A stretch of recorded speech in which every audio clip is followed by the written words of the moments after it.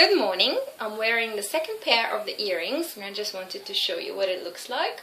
It would probably look better with the hair up, but you know the black hair clip that looks like crocodile that I was teasing you with? Yeah.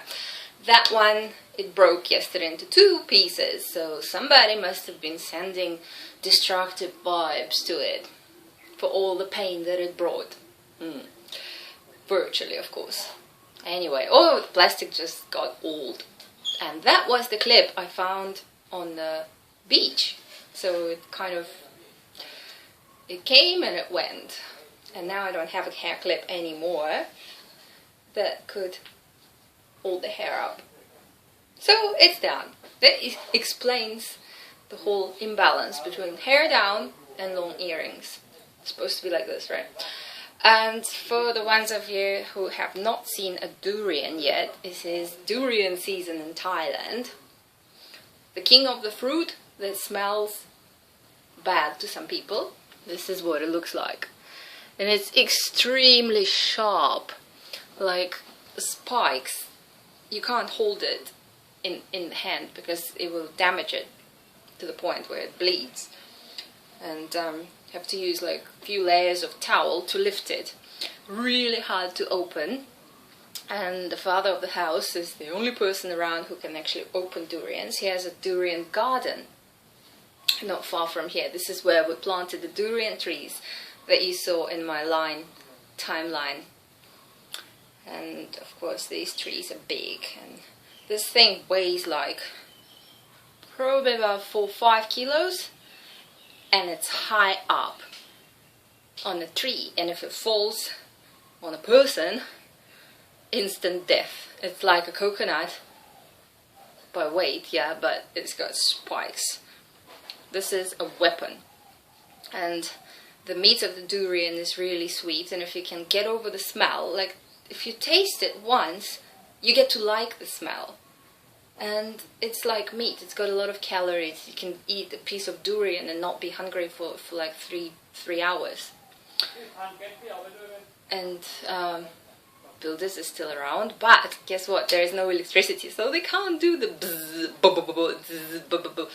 and guess it's not so good for them. But hey, we can record a video without any annoying sounds in the background. Durian season means I'm eating durians every day. And yesterday, a friend, nice girl, she said, "Oh Lena, guess what? What? You got fat." Ooh, must be the durians. They are supposed to make you fat. But people say that only the ones that are grown with steroids or hormones, they make you fat naturally. These ones are organic. It doesn't use anything to spray them, and half of them get eaten by squirrels and bugs, and they're not as big as they could be. They can go like up to this size, the ones I've seen, maybe even bigger, but he's happy. Another thing that what I want to tell you, I've been trying to get the mother and the father here, the house owners, to start to drink green juice. Really hard. Why? You know, it's like changing your parents. You can't get your parents to do something which they're not used to. They don't want to try the new food. They don't want to try the new habits and letting go of the old tastes. And now you get to the point when it's frequent hospital visits and checking the blood and and high cholesterol levels, high blood sugar, high blood pressure, and so on. And this is not what we want. So after last visit to the hospital, I took the father of the house to the doctor, and blood pressure was 160. So we had a long conversation about the foods, about all his favorite foods like pork and chicken fried in oil and fish fried in oil, and it is tasty. And after like 2 hours of discussions on how he only has to give up the taste for say 4 months until the cholesterol levels go down, and maybe he could introduce chicken back into his diet after that. And And then I would also prepare and give him the green juice, which he has tried before and almost vomited. The expression on the face was like, "Oh." And yeah, it tastes bad, sure, especially when you don't add like apple and pineapple into it, but hey, this is for your health. None of the logic works. People, young people, we are okay. We can sort of get out of the old pattern and step into the new with some time and some persuasion. But with old people, it's so much harder. So much harder. I don't know if you have parents. You probably do have parents. And you probably worry about your parents. Maybe they have high blood pressure and this, and this. So changing some of their habits to reduce the symptoms of the so-called lifestyle diseases, because they're lifestyle diseases, so when you change the habits, the diseases go away. Even that is possible, right? Maybe you wonder, how can you get your parents to change their habits? How can you get your parents to exercise a little bit more? How can you get your parents to, let's say, increase the number of vegetables in their diet and let go of the fat foods, put less sugar into their tea? Well, this is extremely difficult. And the father and the mother here, they are my new project. 2.5 months so far. Now, it still takes a lot of effort to force them to drink the green juice and reduce the foods. And it works, but what it takes is a lot of time and an effort. So, making the green juice, putting it in a glass, mixing it with some sweet fruit, otherwise he just won't drink it.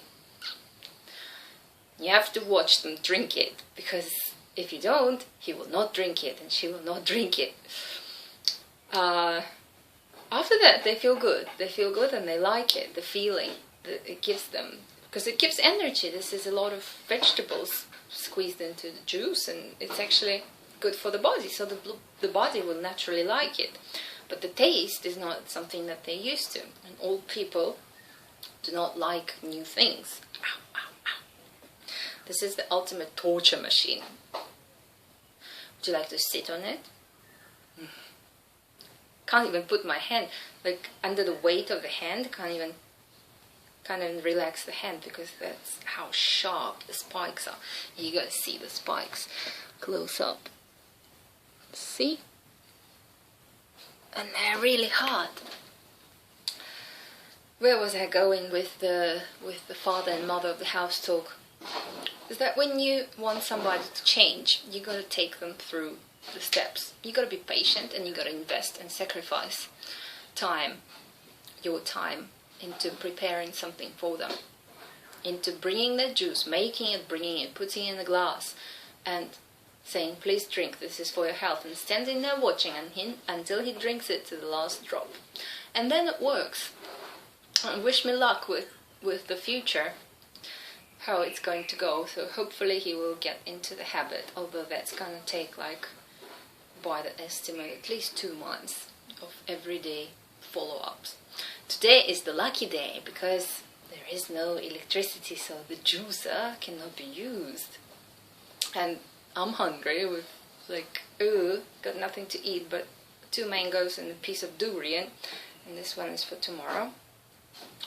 But the father is really happy. He opened the other durian for me, and he was saying, like, well, today's the lucky day. It's like, I wonder why. He doesn't want to drink the juice. Oh, damn. But recently we've had no power, like, I think 6 out of 7 days a week. Not completely, not the whole day, but it goes off at about 8, 9 in the morning until late afternoon, towards the evening, and it comes back on, because they're working on the new poles, the new lamp posts. And we are improving our lifestyle here in Samui. We're going to have stable electricity. Wow, something to look forward to. Developing society. I was talking to Grandma on Sunday, as I usually do, you can't see my earrings. There you go. And we've discussed evolution and the speed of evolution and how it should be.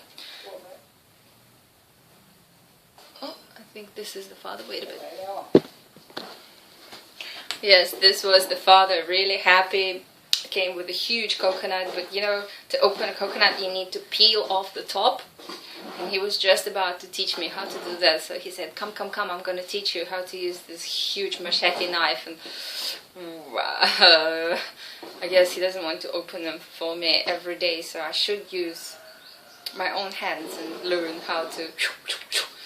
And it's a huge knife, and it's curved as well, and it's very sharp. Oh, I don't want to be opening coconuts myself. Like the ones that you buy from the market or the supermarket, they're already sliced, kind of, the top is already prepared for opening, so all you need to do is chak, chak, chak. So you hit it with a big knife and it opens up. Back to evolution. And then I'm gonna go watch the coconut being opened. Back to evolution. You know, when I clean this room, which is wooden, and there are little cracks here and there in the walls between the boards of the wood where bugs can come in and go out, there isn't any death. There isn't as many dead lizards or dead bugs. Hardly ever. Even mosquitoes can come and go, like in the floor there are cracks, in the walls there are cracks. But next door it's all sealed because there are the glass doors with aluminium frames that close really tightly. And every morning I sweep this floor, and there's only dust and some hair and blah blah, but I sweep the floor in the kitchen and there are like 1,000 deaths. But why? Because the bugs are not yet aware of the light bulbs. They fly to them, they get burned, they die. And they fly into the glass and they bang their head against the glass until they die. And the lizards, when they climb the glass, climb the aluminium, they fall and die. And it's sad. Why is it sad? Because I think the evolution technology is going faster than...